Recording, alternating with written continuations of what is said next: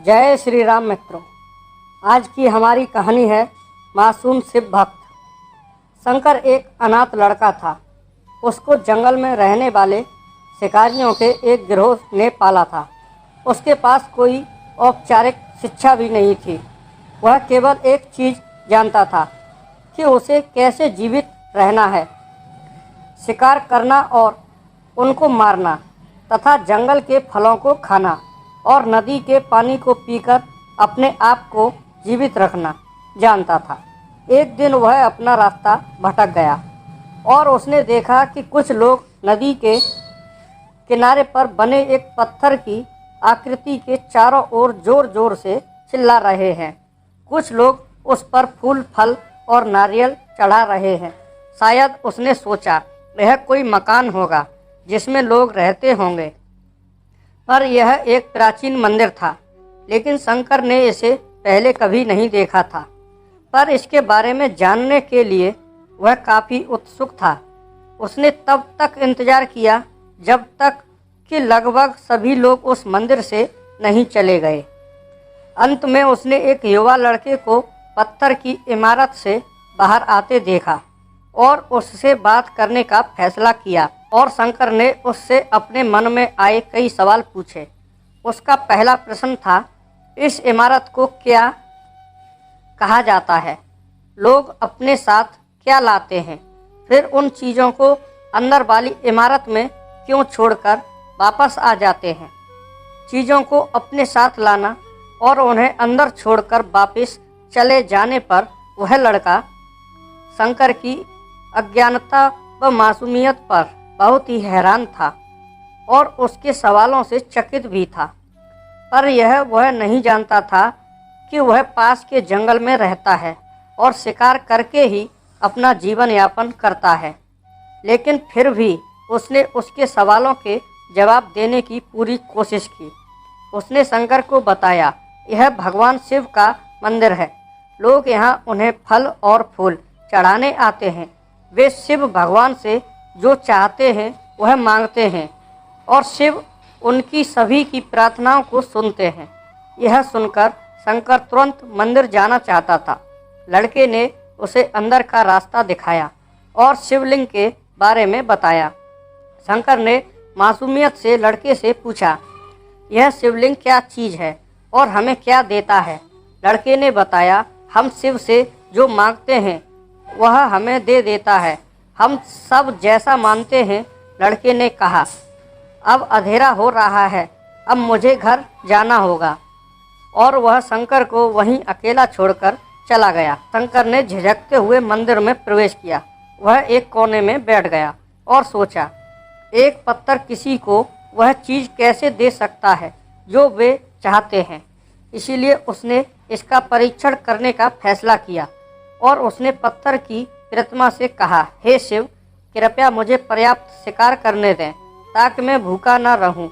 मेरे पास आपको चढ़ाने के लिए कोई फल या फूल नहीं है, लेकिन यदि आप मुझे शिकार देते हैं तो मैं उसे आपके साथ साझा करूंगा। मैं वादा करता हूं कि मैं आपको धोखा नहीं दूंगा। उसने घोषणा की। अगली सुबह शंकर शिकार करने गया। उसने पूरे दिन शिकार की तलाश की, लेकिन उसे कोई शिकार नहीं मिला। वह भूख से तिलमिला रहा था। वह काफ़ी निराश हो गया क्योंकि उसे कोई शिकार नहीं मिला था। दोपहर हो चुकी थी। अब उसे लगने लगा कि मंदिर के लड़के ने उससे झूठ बोला था। फिर भी उसने शिकार जारी रखा। जैसे ही शाम हुई, उसने 2 खरगोशों को अपने बिल में से आते देखा। शंकर ने उन खरगोशों को मार डाला। चूँकि उसने शिव भगवान से वादा किया था कि वह अपने शिकार को साझा करेगा, वह मरे हुए खरगोशों में से एक के साथ मंदिर गया। देर हो चुकी थी और मंदिर सुनसान था। शंकर ने मंदिर में प्रवेश किया और जोर से कहा, कृपया आओ और अपना हिस्सा ले लो प्रभु, आपके लिए मैं लाया हूँ। वह वहाँ बैठ गया और अंधेरा होने तक प्रतीक्षा करने लगा, लेकिन भगवान प्रकट नहीं हुए। शंकर को भूख और नींद आने लगी और उसने खरगोश को मंदिर में छोड़ने का फैसला किया। अगली सुबह जब लोग मंदिर पहुँचे तो उन्होंने शिवलिंग के सामने मरा हुआ खरगोश मिला तब भक्त बहुत परेशान थे। यह यहाँ कौन लाया है? उसने हमारे मंदिर को अपवित्र करने की हिम्मत कैसे की? उन्होंने खरगोश को बाहर फेंक दिया। अगले दिन शंकर अपनी भूख मिटाने के लिए जंगल में शिकार करने गया, लेकिन इस बार उसकी किस्मत अच्छी नहीं थी और उसे शिकार भी नहीं मिला। उसने सोचा आज रात को मंदिर जाना चाहिए और शिव से पूछना चाहिए कि उनको खरगोश का भोजन कैसा लगा। शंकर यह पूछने के लिए मंदिर गया। जब वह मंदिर पहुंचा तो उसके आश्चर्य का कोई ठिकाना न रहा। उस रात मंदिर में लोगों की काफ़ी भीड़ थी। शिवरात्रि की रात थी, लेकिन अबोध शिकारी लड़के को इस बारे में कुछ भी पता नहीं था। शंकर ने चारों ओर देखा और उस युवा लड़के को देखा जिसने उसको मंदिर के अंदर शिव से प्रार्थना करने के लिए कहा था।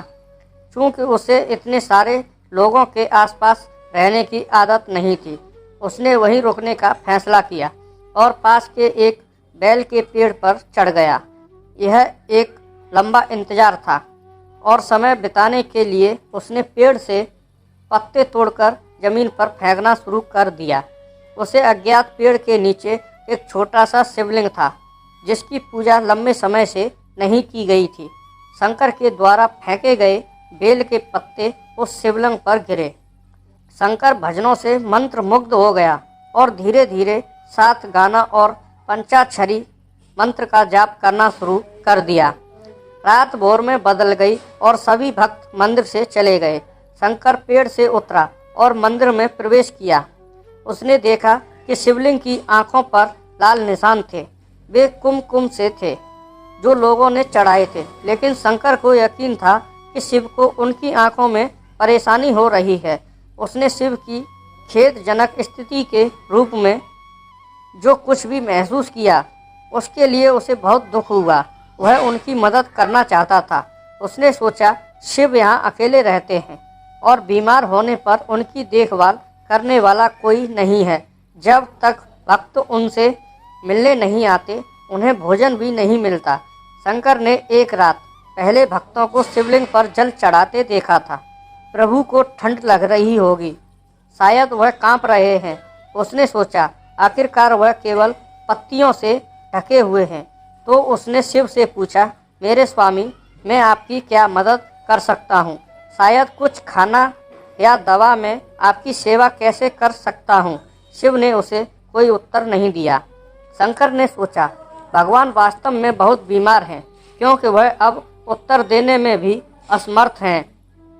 वह तुरंत जंगल में गया, कुछ औषधीय जड़ी बूटियों को लाया और लाल निशान पर उनका लेप लगाया, लेकिन कुछ नहीं हुआ। उसने कहा, लगता है कि यह अंधे हो गए हैं। मुझे प्रभु को अपनी एक आंख देनी चाहिए ताकि वह ठीक हो जाएं। यह निश्चित रूप से उन्हें खुश कर देगा। उसका दिल पवित्र था और उसने वहां शिव के हाथ में रखे त्रिशूल को उठाया और त्रिशूल को अपनी दाहिनी आंख की ओर ले गया और अपनी आंख को निकालने का प्रयत्न किया। शंकर अनपढ़ था, उसे मंत्रों या पूजा के उचित तरीकों का कोई ज्ञान नहीं था, लेकिन उसकी भक्ति की कोई सीमा नहीं थी।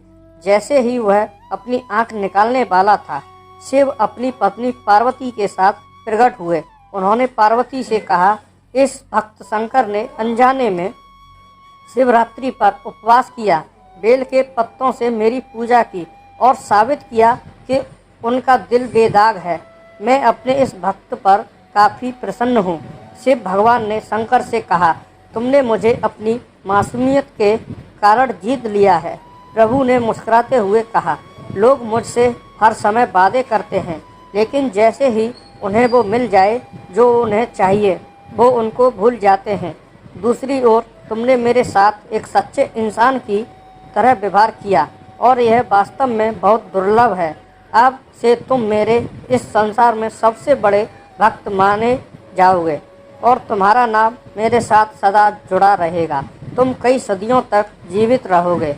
इस बात को कहकर भगवान शिव व माँ पार्वती अंतर्ध्यान हो गए। तभी से लोग शिव के साथ शंकर भी लगाने लगे।